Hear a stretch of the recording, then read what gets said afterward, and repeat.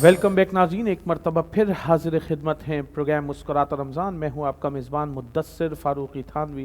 नाज़रीन कराम, रमज़ानुल मुबारक का ये मुक़द्दस बाबरकत रहमत वाला महीना मेरे और आपके लिए मग़फ़िरत के लिए बनाया गया है। अगर मैं और आप इस महीने में अल्लाह से अपनी मग़फ़िरत करवा लें तो क्या ही बात है कि हमारी दुनिया और आखिरत दोनों संवर जाए, क्योंकि अल्लाह के रसूल सरकार दो आलम सल्लल्लाहु अलैहि वसल्लम ने आमीन कहा हज़रत जिब्राइल अमीन अलैहिस्सलाम की उस दुआ पे कि बर्बाद हुआ वो शख्स जिसने रमज़ानुल मुबारक का मुक़द्दस महीना पाया और अपनी मग़फ़िरत नहीं करवा सका। नाज़रीन कराम, वालिदैन को बड़ी उम्र में पाया और उनकी खिदमत न कर सका, बर्बाद हुआ वो शख्स। तो अल्लाह के रसूल सरकार दो आलम सल्लल्लाहु अलैहि वसल्लम ने फरमाया आमीन। नाज़रीन कराम, फिर जिसने वजह तख़लीक़ कायनात आक़ाए नामदार अहमद मुज्तबा मुहम्मद मुस्तफ़ा सरकार दो आलम सल्लल्लाहु अलैहि वसल्लम का नाम सुना और उन पर दुरूद न भेजा तो फरमाया आमीन। नाज़रीन कराम, मुझे और आपको अल्लाह रब्बुल इज़्ज़त ने इस दुनिया में दो कामों के लिए भेजा है। एक, या अय्युहल्लज़ीना आमनू अतीउल्लाह व अतीउर रसूल, कि अल्लाह की अताअत करनी है, रसूलुल्लाह सल्लल्लाहु अलैहि वसल्लम की अताअत करनी है। अब मैं और आप इसको देख लें कि अल्लाह के रसूल की किस तरह अताअत होनी है और अल्लाह की किस तरह अताअत होनी है। ये कुरान मजीद फ़ुरक़ान हमीद में वाज़ेह लिखा है। उसके बाद अहादीस मुबारका मेरी और आपकी रहनुमाई के लिए बनाई गई। अल्लाह का कलाम कलामुल्लाह है, हिदायत की किताब है, हमारे लिए और आपके लिए शिफा वाली किताब है। जब मेरे और आपके पास हिदायत की किताब मौजूद, जब मेरे और आपके पास शिफा वाली किताब मौजूद है, तो क्या ही ज़रूरत है कि मैं और आप तावीज़ और गंडों के चक्कर में पड़े। नाज़रीन किराम, अल्लाह से मांगें, अल्लाह के सिवा किसी से ना मांगें। यही मेरा और आपका फ़लसफ़ा है, इसीलिए मुझे और आपको अल्लाह ने मुसलमान बनाया है।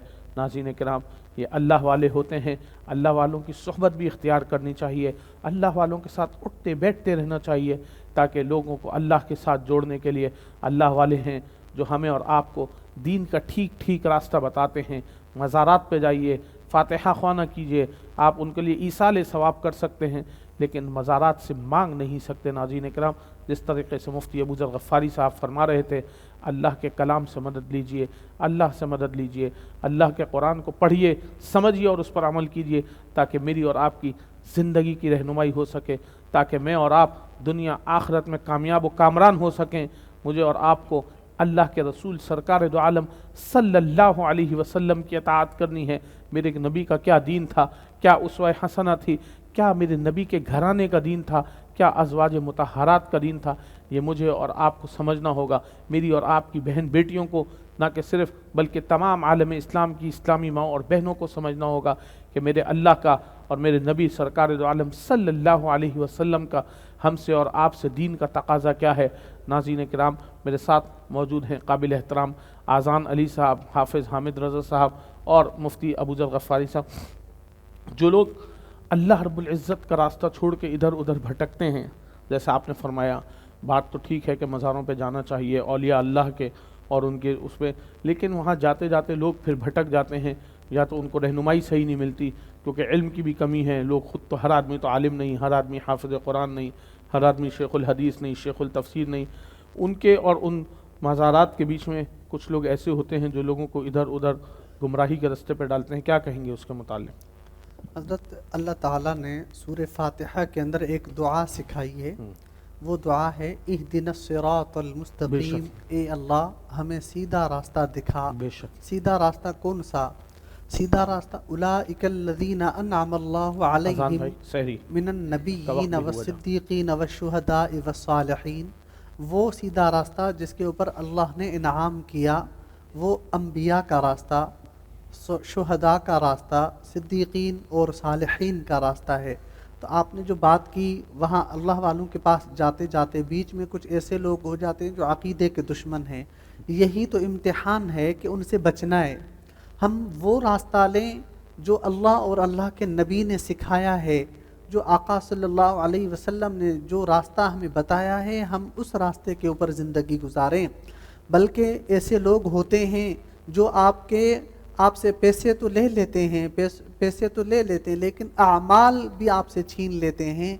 आपके आमाल के दुश्मन, आपके अक़ीदे के दुश्मन होते हैं, जो आपके अक़ीदे को नोच डालते हैं اور اس لائن میں انسان جاتے جاتے پھر وہ اللہ معاف کرے مجھے ایسے بہت سے لوگوں نے بتایا ہے جو مشرکانہ کام کر رہے ہوتے ہیں، مشرکانہ وہ حرکات کرتے ہیں، وہ غلط لوگ ان کو غلط راستے دکھاتے ہیں، تعویذ گنڈوں والے ان کو غلط اعمال بتاتے ہیں، یہ چیز دفن کرنی ہے، اس کو وہ کرنا ہے، یہ جو غیر شرعی کام ہے وہ کرواتے ہیں۔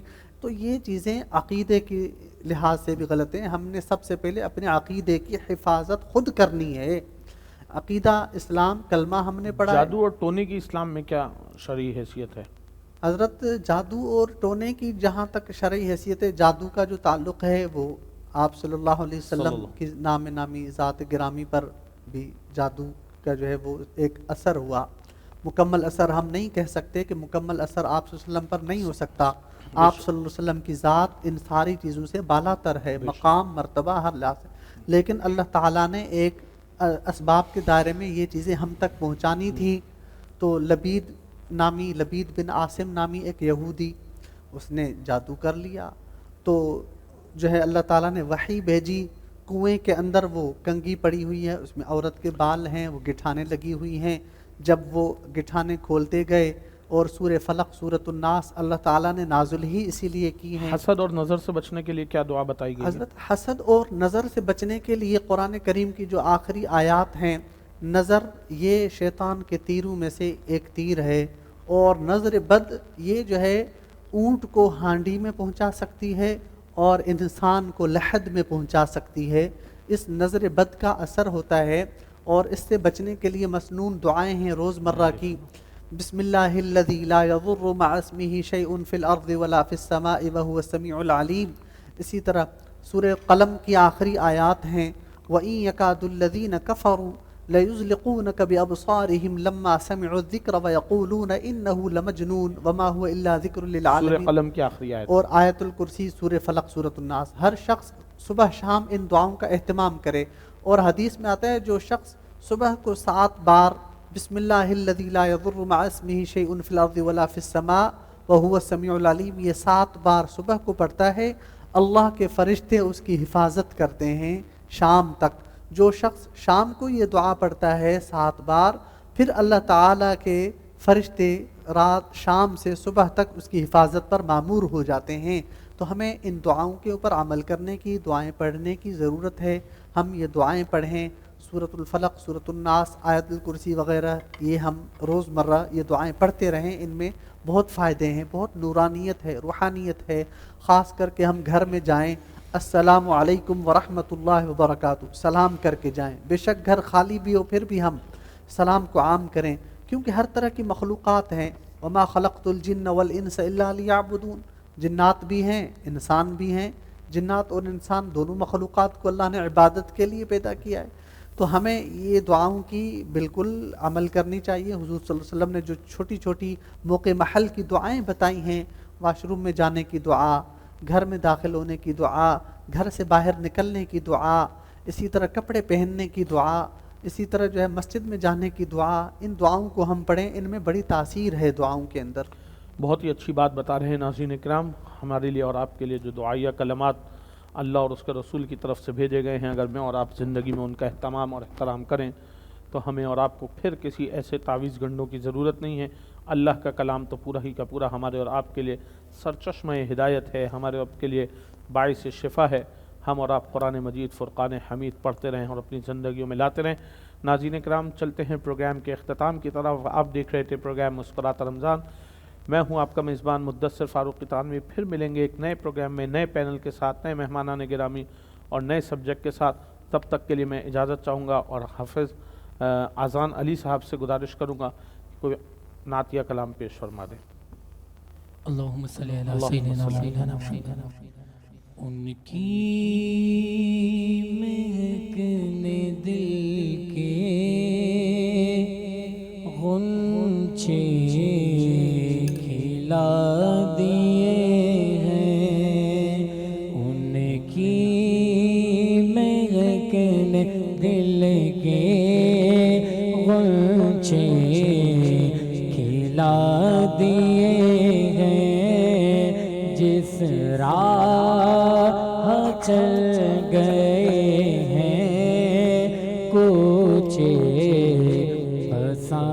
دیے ہیں میرے کریم سے گئے قطرہ کسی نے مانگا میرے کریم سے گئے قطرہ کسی نے مانگا دریا بہا دیے ہیں دریا بہا دیے ہیں تربے بہا دیے ہیں دریا بہا دیے ہیں تربے بہا دیے